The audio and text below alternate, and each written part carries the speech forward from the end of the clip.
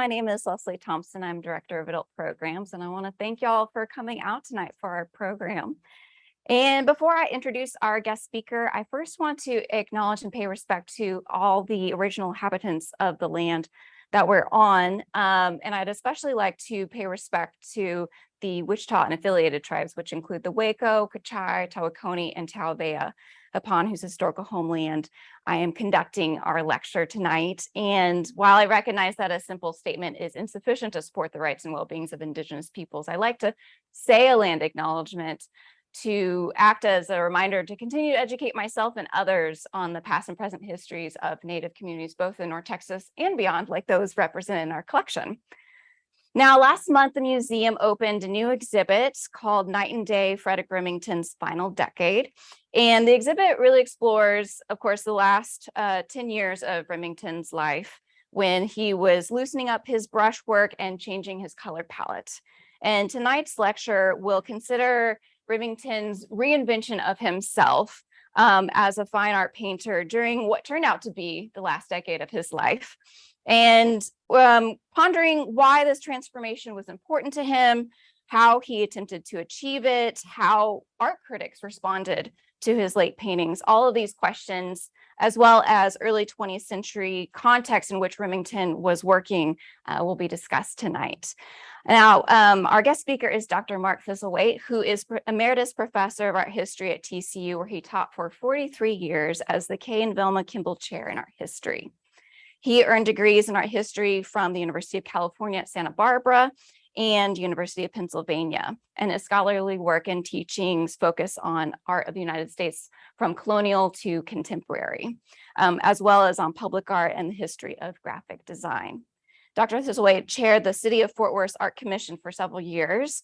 He served on the Board of Trustees of Dallas's African American Museum, and he currently serves on the Board of Trustees of the Modern Art Museum of Fort Worth, the Ambassador Council of the Amon Carter Museum of American Art, and the editorial board of the Brepols Publishers' new book series on material culture. And we are very honored to have him with us tonight. So please join me in welcoming Dr. Mark Thistlethwaite.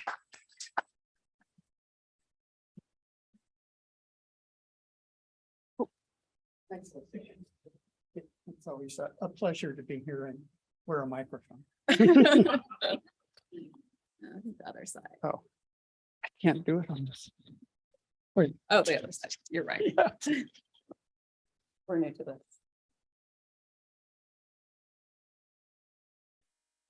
Perfect. Okay. Great, thanks.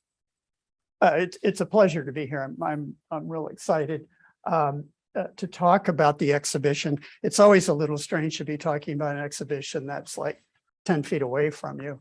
And you could see it in person. If you haven't, I hope you have time after the talk to take a look. It's really, I must say, a really striking exhibition. And I was very much honored to be working with Scott Winterode, the director of the Richardson Museum, who conceived the idea of the exhibition. And we, over many months, worked out the logistics and the texts and so forth. And it was a real pleasure to do that. And it's great to see it fulfilled. It's always wonderful. And there's some really significant paintings in the exhibition. And it's going to be up until April. So tell your friends, neighbors, and so forth. As Leslie said, tonight I want to talk about Remington's arc from being an illustrator to being a fine artist. And it's actually a sort of blurred art. This arc doesn't seem to be quite the right word, but he continues illustrating really almost to the end of his life. And as Leslie mentioned, this is his final decade. Just as a reminder, when you go through the exhibition and read labels and so forth, Remington did not know it was going to be his final decade. Spoiler alert, he dies in 1909 at age of 48 of complications from an appendicitis. And so I find when I read his diary, and his diaries from 1907 to 1909 exist, you're always reading, knowing what's going to happen and knowing that he doesn't. And so it's tempting sometimes to read into it a kind of urgency when he says, I just can't get color right. I'm going to get it right until I die. And you're going, whoa, watch what you say. It's only a few more pages till that's going to happen. So it's an interesting kind of situation to be reading about somebody like that. But he was known as an illustrator. His impact as an illustrator is profound, as well as being a painter. The exhibition focuses on paintings and sculpture. I'm going to really focus on paintings just because of time. And a number of prints that were circulated after his work. Remington was working in an era, the late 19th century, very early 20th century, when there were some major industrial changes in the printing processes. There were new rotary printing presses that could crank things out at a very rapid rate. There were better papers and also cheaper papers available to printers. And then there were various projects, not projects, but processes, not only wood engraving, which is initially how his illustrations appeared, but also halftone, which is a photomechanical process where you can actually photograph and reproduce the work. And also photogravure, which is another photomechanical process. The mention of those two processes puts me in mind that this is also a moment, the turn of the 19th into 20th century, when magazines are beginning to shift from illustration, hand-drawn illustration, to photographs, particularly on contemporary events. There's still going to be a lot of illustration. In fact, well into the 1950s, books like magazines like Saturday Evening Post would have drawn and painted illustrations. But photography was there. And I think it's one of the things that Remington was quite aware of. He used photographs. He had a Kodak camera. He used it for source material as he traveled to the West. He would, synthesize what he saw from photographs into compositions. But I think he was aware that maybe the days of the illustrator were getting numbered, given what was going on in photography. Even though he was hugely successful and prolific as an illustrator, during a time which, despite all of what I just said, that has kind of a negative quality, this was a period, the 1880s to the 19-teens, known as the golden age of illustration. And I brought, let's see what I got here. Oh, I should have started with this. I mentioned the kind of wood engravings that he initially had his work reproduced in. Remington began working as an artist really in the early 1880s, but he really hits his stride in 1886. And that's when this cover from Harper's Weekly, which was a very popular national publication at the time, that was one of the illustrated magazines of the day. This was again something that really was booming in the post-Civil War years, where you have these magazines that tout that they have illustrations, which gives them a kind of further authenticity to what they're writing about.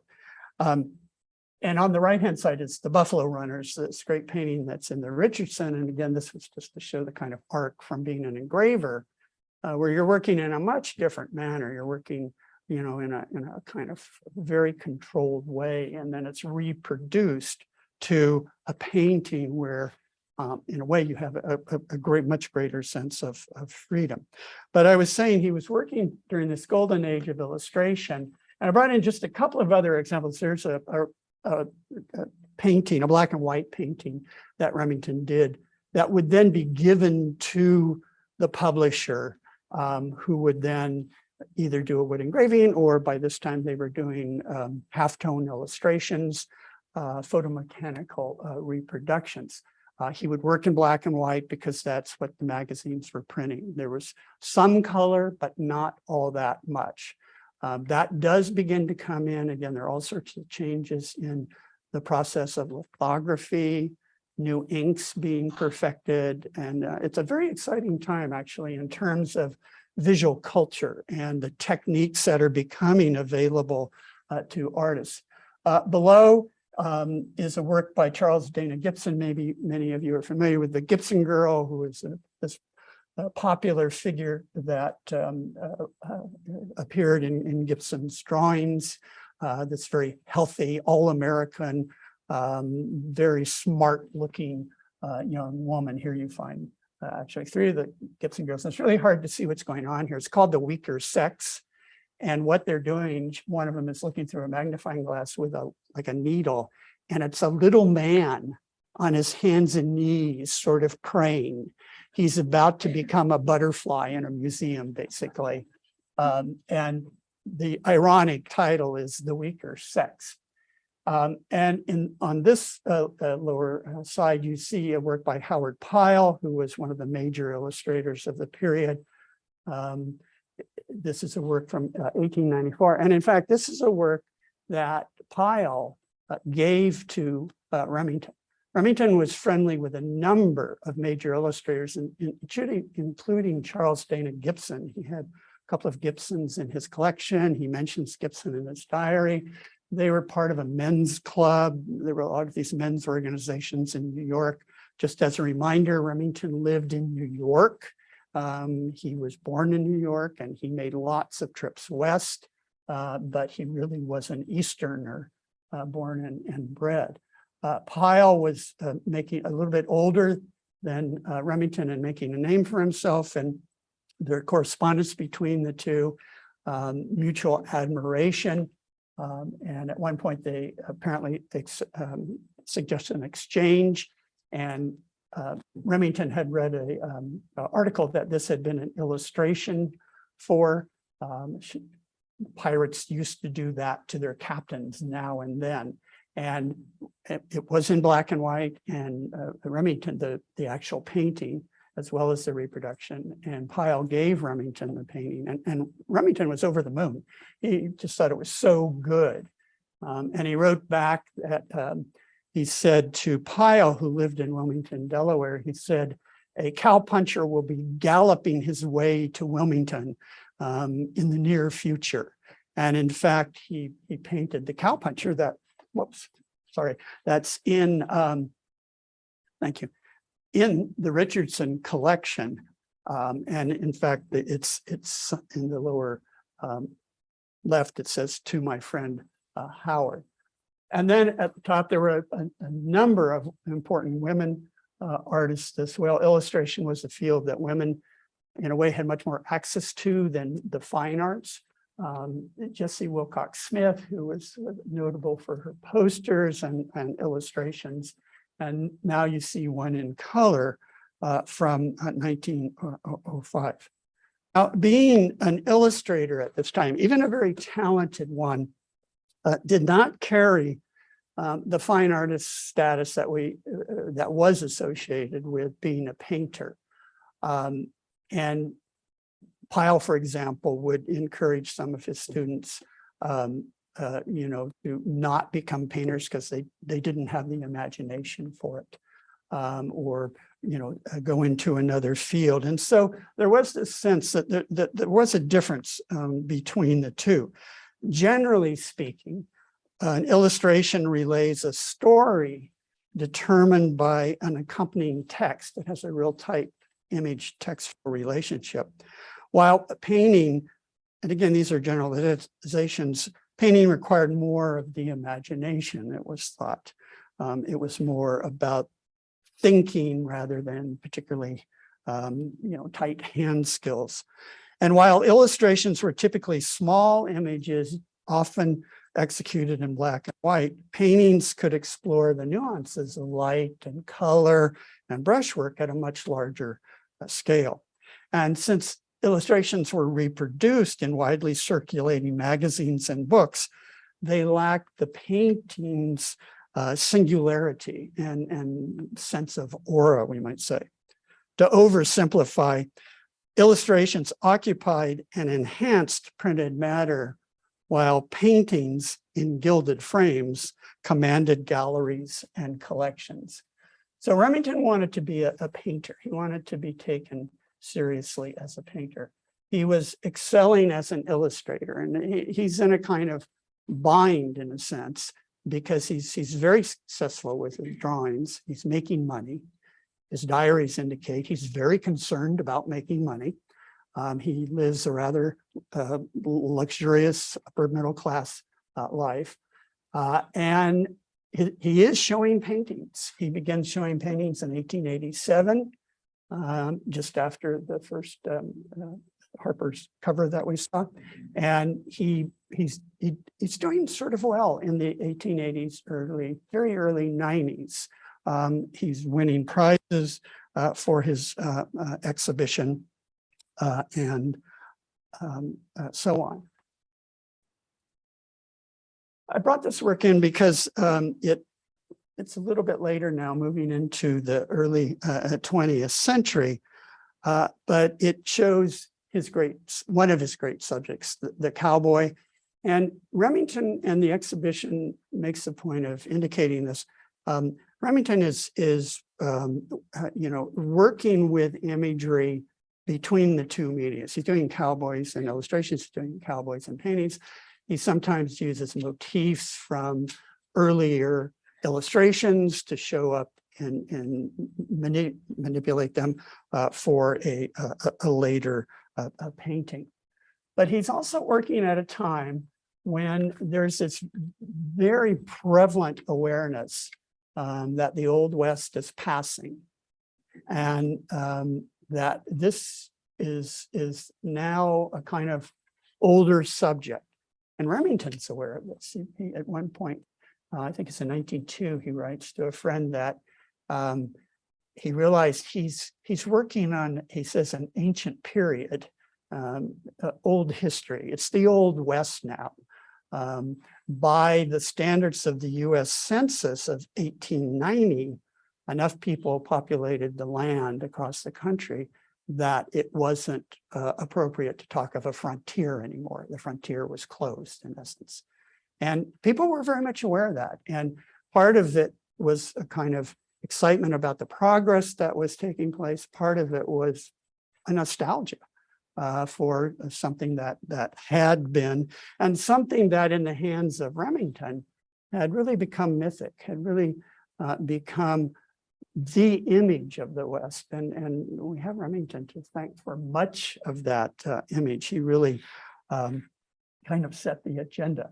The work on the left-hand side, it's a cover from Collier's magazine, as you can see. I brought that in part because it's the cowpuncher, another cowpuncher, which is in the Richardson collection. But you'll notice even on the cover, there's a text, and it's very hard to read. It's a little poem by his friend Owen Wister, who was to, just in a couple of years from 1901, write one of the first Westerns, The Virginian.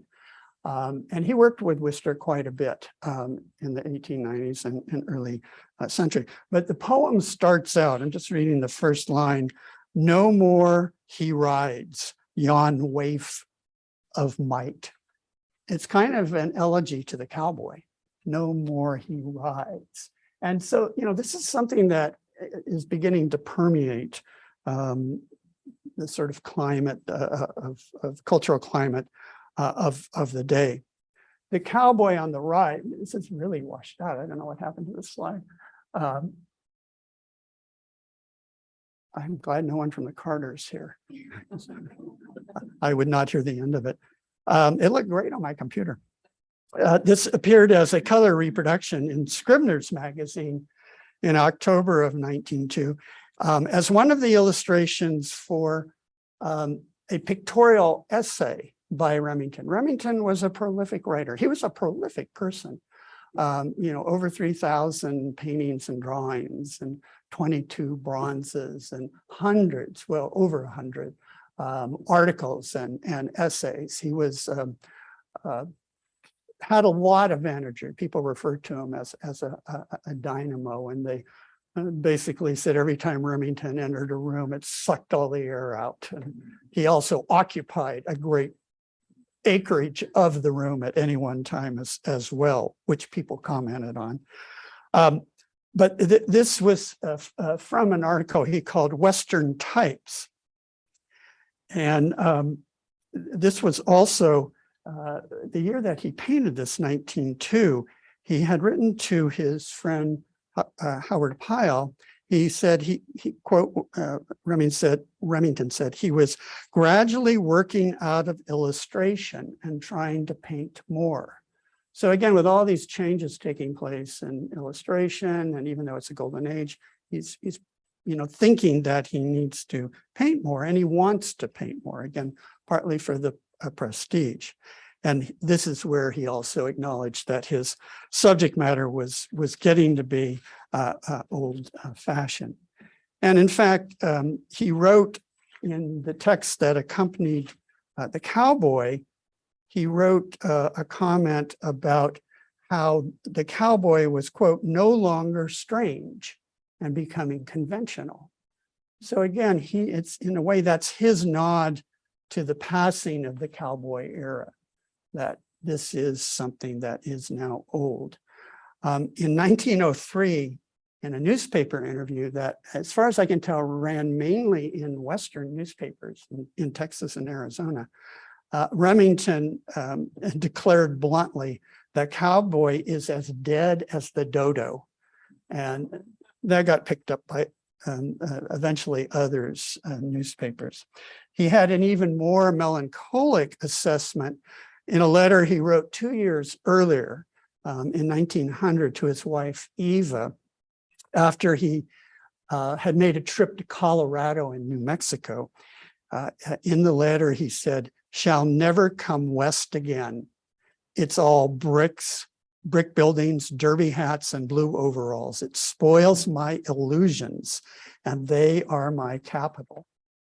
This is what Denver looked like about when he was in Colorado. And this is true. The West was becoming very urbanized. It was a place where unions were making inroads, even among cowboys. And so it was changing, and it was not the West that Remington first heard about when he went west in the early 1880s. So it was a different world, and he was recognizing it. Of course, he did go west again. It didn't stop him, as he wrote to Eva, that he would never go west again.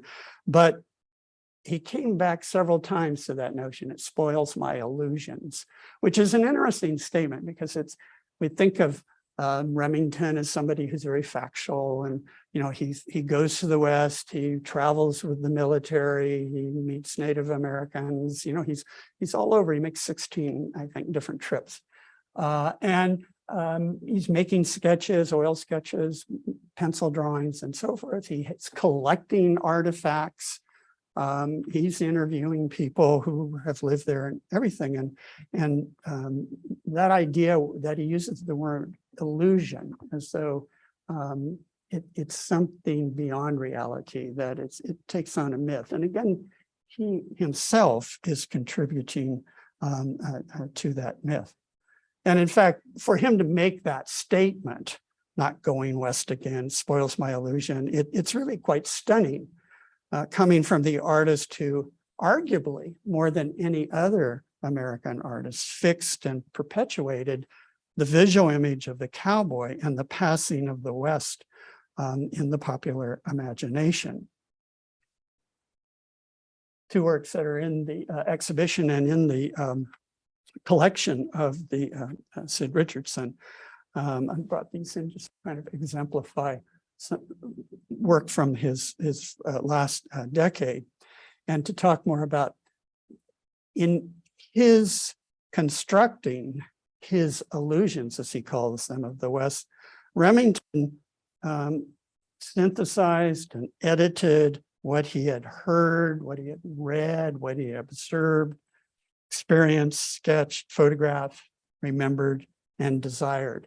And I mention that because he's an artist, and as an artist, he is always trying to make a composition that's going to work. And the composition is based upon all of those kind of activities I've just mentioned: observing, sketching, thinking about it, and so forth. Nostalgia, myth, and history began to shape the West that he pictured and perpetuated in his art. And again, he has a huge impact, his afterlife, in terms of visual imaging. His vision of the West was so convincing, I think, because it had such a authenticity of detail that appeared both in his artworks and in his writings. People talked of him even before his final decade, but especially during the final decade, as a pictorial historian of the West. That was a phrase that you could find dozens of times. Likewise, he was praised in popular press as, quote, painter historian, historical painter, and regarded as more than a painter, he's a historian. And again, as I say, I think particularly his authenticity and the detailing of his work, the fact that he was touted as knowing the West, and a whole myth develops around Remington. He was not a cowboy. He had a sheep ranch for a while, but the press often would write about him as having been a cowboy and been with the military at Wounded Knee. In fact, he got there after the fact. But he didn't dissuade people of that. You know, he just sort of let it go. But it added to his sense of that he really did know the West. Now, while contemporaries frequently hailed him as this pictorial historian of the West, Remington's primary aim at the turn of the new century, the beginning of the 20th century, was to achieve critical recognition as a painter. And again, that's one of the major focus of the exhibition here. Another work from the collection, a self-portrait on a horse from 1890. He began, I mentioned, exhibiting work in the 80s, and he was receiving awards about just shortly after probably this work was painted. He was elected an associate member of the prestigious National Academy of Design. It may have actually been painted with the idea that it would be something he would give to the National Academy of Design, which was the leading art academy and institution in the country. It was based in New York City, and they had elections of who could be part of it, and a limited number. There was a fixed number of how many people could be in it. Being included as an associate member was quite an honor. And the next step was to be elected a full member. And that usually took a couple of years after the first stage. But in fact, he never was elected to full membership as an academician. And as I say, typically that would occur 2 to 4 years after the first award. Likely, it's not really known, but likely the honor was denied because his paintings were probably perceived by the Academy, who were academicians. They were tended to be a little bit more traditional, not all of them, but a number of them, enough that several times in the later 19th and early 20th century, you have break-off groups from the Academy, younger artists who say, no, enough is enough. You guys are too old-fashioned. But he may have been thought to be someone that was simply too illustrational in his painting. And by that, I mean narrative, storytelling, even didactic to a degree. The last work Remington showed at the National Academy appeared in 1899. And 1899 is also the year that Remington viewed an exhibition that solidified a new artistic interest for him, and that is painting nighttime scenes. I'm showing a work in the lower part of this image or the slide by an artist still not very well known today, Charles Rollo Peters, California artist, who had an exhibition at the Union League Club in New York in 1899, in November of 1899. And we know Remington saw it and was really impressed by it. And it was an exhibition of Peters' nighttime paintings. And the other image I'm showing is by his good friend, Childe Hassam.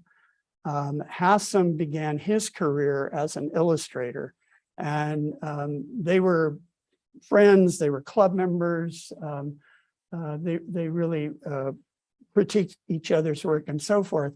And Hassam very likely had suggested to Remington, probably slightly before this 1899 exhibition, that he might consider doing nocturnes. Hassam himself had been doing them, as you can see earlier. And the reason Hassam, if he did, would have been because he thought, well, he's an illustrator, he's working in black and white, and this would be a kind of easy transformation to work with a low range of colors since he wasn't used to it. Hassam became the leading American impressionist. So one of his best friends is an American impressionist. In fact, he had several friends, good friends, who he admired their work, who were impressionists. And again, that sort of goes against the notion of, well, he's a Western guy and he's looking at, buffalo running and so forth. But in fact, he was always very much aware of what was going on in New York City. Art galleries, he went to museums, he would comment on what he saw, what he liked, what he didn't like. He didn't hesitate to let that be known as well. Peters became rather well known in California, and this show, when it appeared in New York, got good press in New York. It is in a kind of style, it's not quite as impressionist as the sort of quick broken up strokes you see in Hassam's work. This is more of an example of what became known as tonalism, a kind of work, a kind of style that had a very low range of color. Lines became blurred. There was a kind of moodiness about it, a very provocative, intriguing quality about it. Again, the nighttime, perhaps even adding an element of mystery. Hassam's work, Fifth Avenue Nocturne, takes the nocturne in the title from the person that really greatly influenced the tonalist movement and greatly influenced Peters directly. And that's James Abbott McNeill Whistler, the American expatriate who, working from Paris and then from London, began giving to his works early in the 1870s a title like a nocturne. He was taking it from music, the kind of moody, quiet, suggestive, evocative quality that a musical nocturne would have, Chopin, for example, and applying it to his work. He was doing it in part because Whistler becomes a proponent of the notion of art for art's sake. And even though he's giving this title a descriptive element, the color is descriptive, but old, Battersea Bridge, he's really not interested in conveying a story or an anecdote or teaching a lesson or providing a topographical didactic image. He's all about the arrangement of line, form, color, and working it that way, thinking of it as a painting is about a painting. And partly because of that, we know that Remington really disliked Whistler's work. I think he disliked Whistler without knowing him personally. And he, the greatest charge he brought against Whistler was that there was no imagination. He was just arranging lines, forms, and colors. And they might have been pretty paintings, but they had no subject. They had no meat to them. Remington never could quite get away from the idea of subject. In his later work, he modifies how he treats it. It's much less narrative. The narrative becomes more open-ended. But Whistler, he couldn't abide by. And in his later diaries, he makes several negative comments about seeing a Whistler show, and the painting at the Metropolitan Museum looked like you were looking at the bottom of a black pot. You just couldn't see anything. And you get the real sense that he's protesting a little bit much here, because we know he kept going to Whistler shows. And we know he had books about Whistler on his shelf, but he would not abide by him. So in a way, there's a kind of irony that he likes Peter's work, who was just, there's always been a discussion about whether Peter studied with Whistler or not, or even knew him very well. But certainly Peter's always acknowledged that Whistler was the man who greatly affected him. And then in turn, Remington begins to admire his work. And also, it's kind of hard not to see Remington, taking him at his word that he's, not taking anything from Whistler. This is a double spread page from Collier's. And it's one of the few modern scenes, actually, that Remington ever does. It's a motorboat, a contemporary motorboat. That's just kind of a sidebar as you go through the exhibition. You might think about what he leaves out. You don't see any telephone poles. You don't see any trolleys.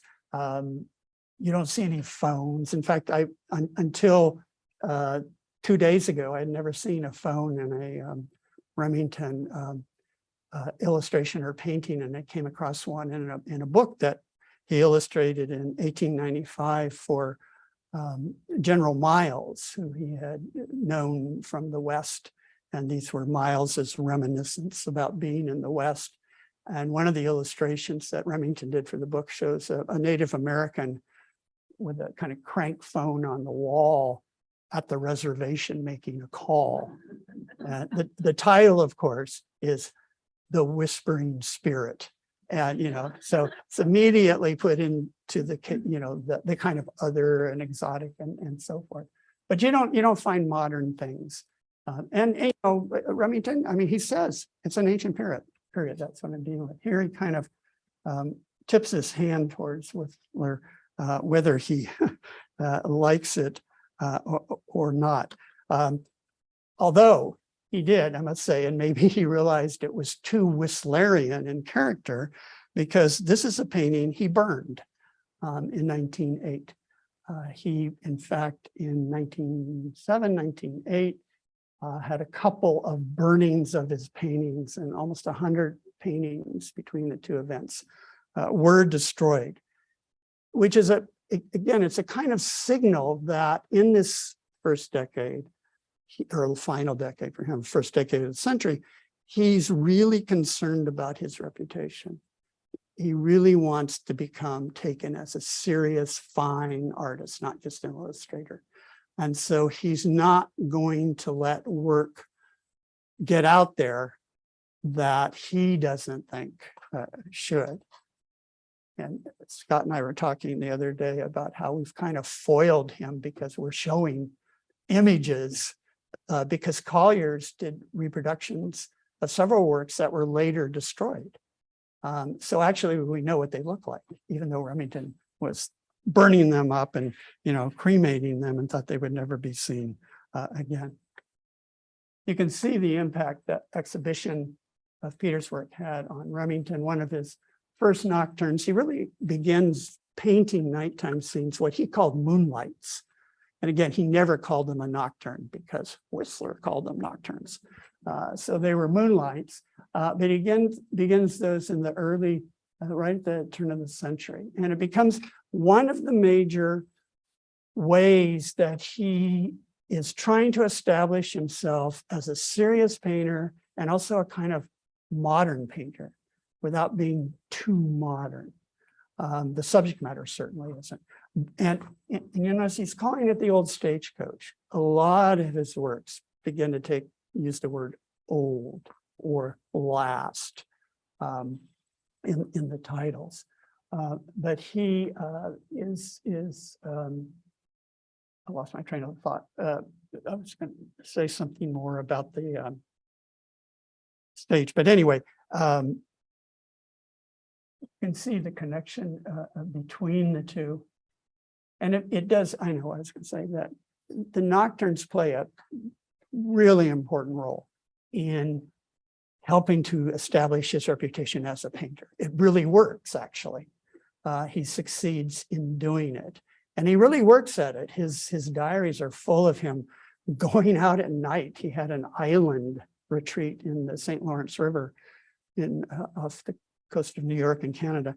And he would go out at night in a canoe and look at the stars and skies. And, you know, he would comment, I just can't do it. And in one of his later ones, he said, I think I got it, finally got it. And when you go through the exhibition, you'll see they're spectacular paintings.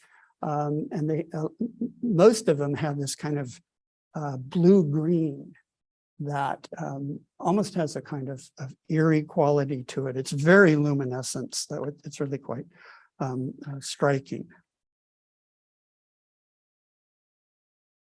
Okay, in 1901, his publisher, Harper Brothers, who published Harper's New Monthly Magazine, Harper's Weekly, and other things, other publications, dropped Remington, sort of a fear that illustrators were beginning to have. One, they were seen as too expensive, and photography was making inroads. But after 15 years of doing illustrations for them, he was dropped. However, 2 years later, in 1903, Collier's magazine struck a deal with him where they would commission basically him to paint 12 paintings a year. And he got paid $1,000 a painting, which was a very substantial sum of money at the time. And perhaps the best part for Remington was the subject was entirely up to him, and it did not have to be illustrated. It did not have to be tied to a text. So it gave him free rein. And this was a huge turn of events for him in a positive way, because it really allowed him not only financial security, but to work on paintings, that freedom of working on paintings without thinking about textual considerations, that he could think about the color and think about the light. And it really, in a way, I would think, encouraged him to experiment. Again, when you go out, this is such a good argument for looking at works in person.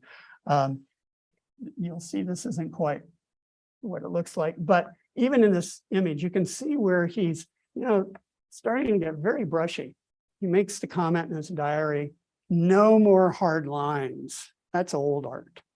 So he's looked at Hassam's work, the Impressionist work. He's looked at the tonalist blurring.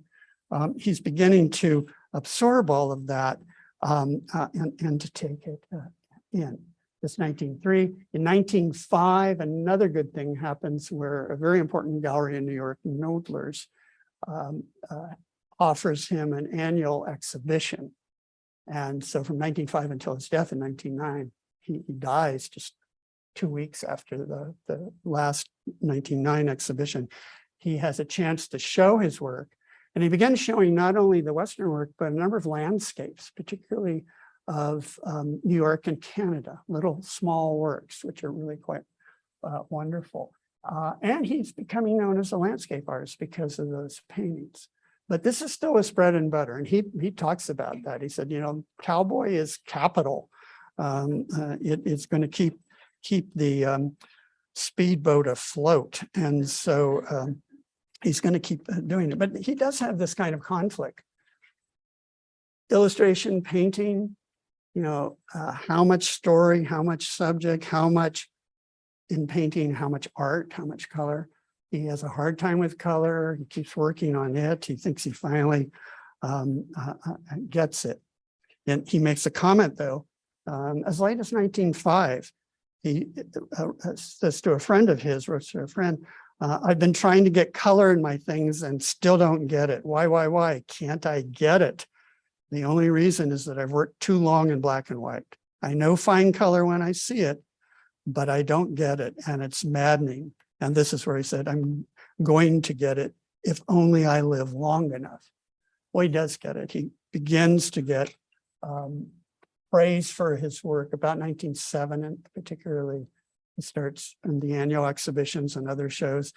People are praising his work. And again, partly because of the opportunity to explore it with these Collier commissions. I mentioned Impressionism. This is Child Hassam again, sort of typical Hassam Impressionist painting. He had studied in France and knew some of the Impressionists.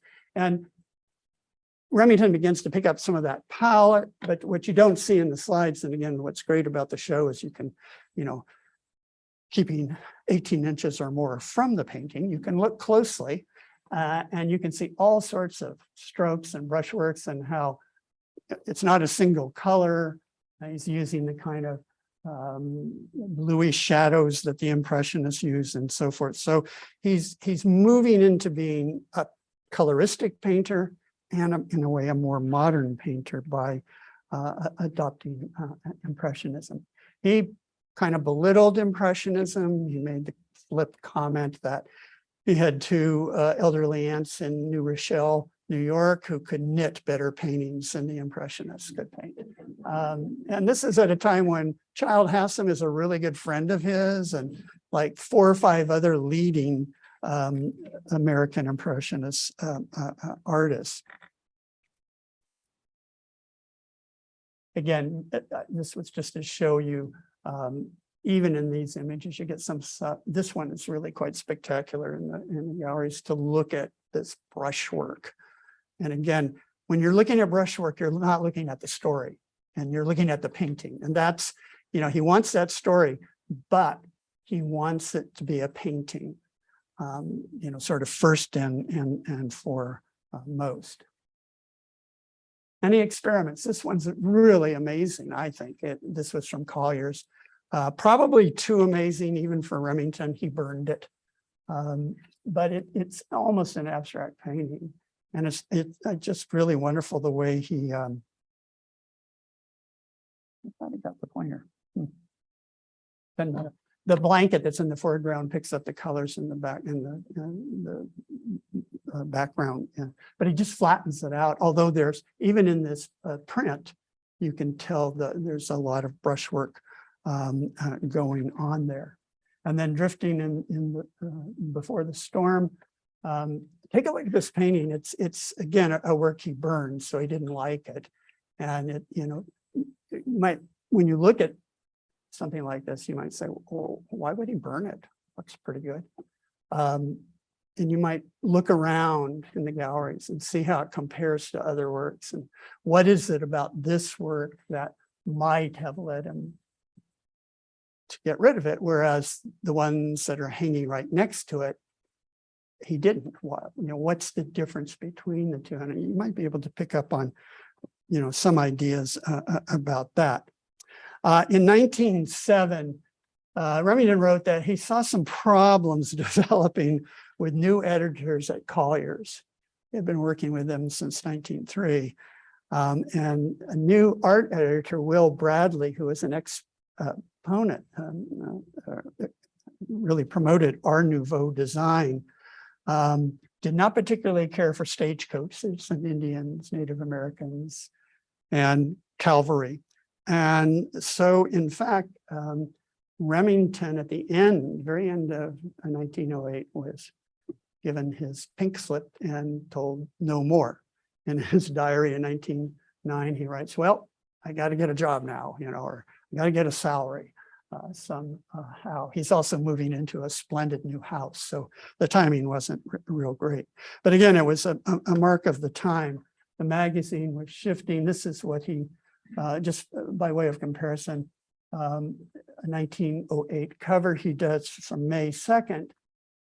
2 weeks later, this appears by Blanche Greer. And so there's a shift that's taking place in the sort of illustrations they want, particularly on the cover, although they will continue to use Remington's work until 1913, 3 years after he dies.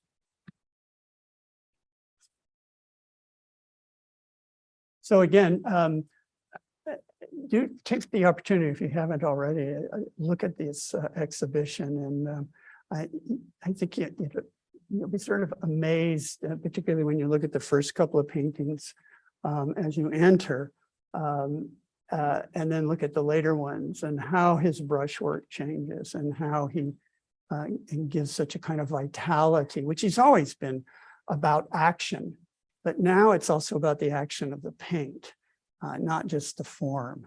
You find it really striking, and you'll find areas that are really built up with paint that almost have a sculptural quality to them, and then other areas like in this painting that are very, very thin. Scott Winterow is going to be giving a lecture about the paintings as paintings.